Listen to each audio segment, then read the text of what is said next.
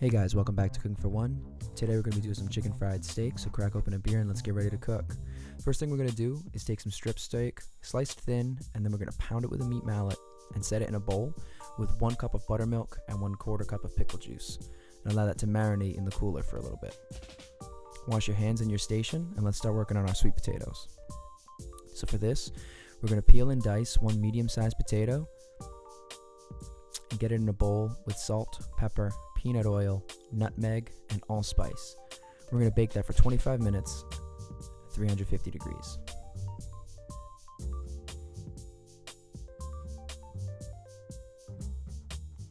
The next thing we're going to do is work on our gravy. So we're going to heat our pan up with a little bit of oil. We're going to add 1 pound of breakfast sausage. Now this we're going to render down fully, so it's going to take a little bit of time. Don't rush it. We want all the fat to be out of the meat and the meat to be a little bit crispy. So while this is cooking, we're going to add 1 tablespoon of cracked black pepper to really give the flavor we're looking for with this gravy. Once the meat is rendered adequately, you're going to add 2 tablespoons of all-purpose flour and create a roux. Once that is incorporated, we're going to add 1 cup of whole milk and allow it to cook down.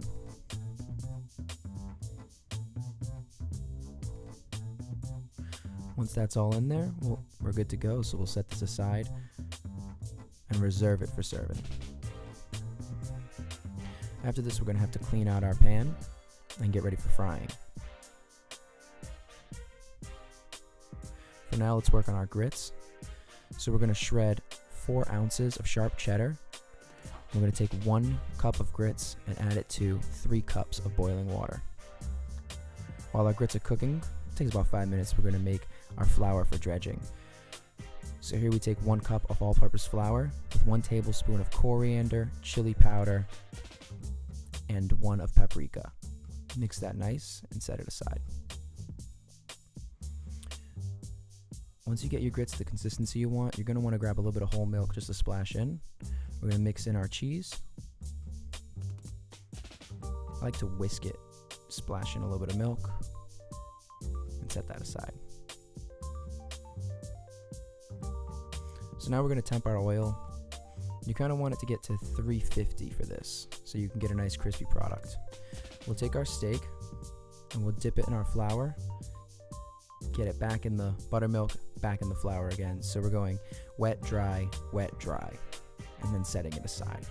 The double battering process is going to give you a nice crust on it, as well as get all the flavors we want.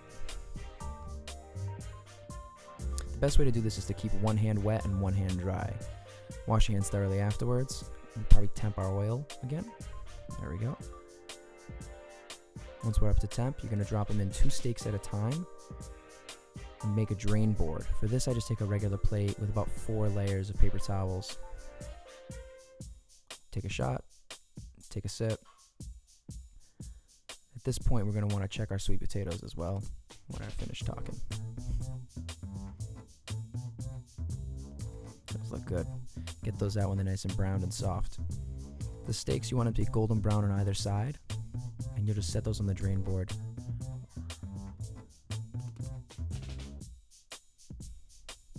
Pat them a little bit.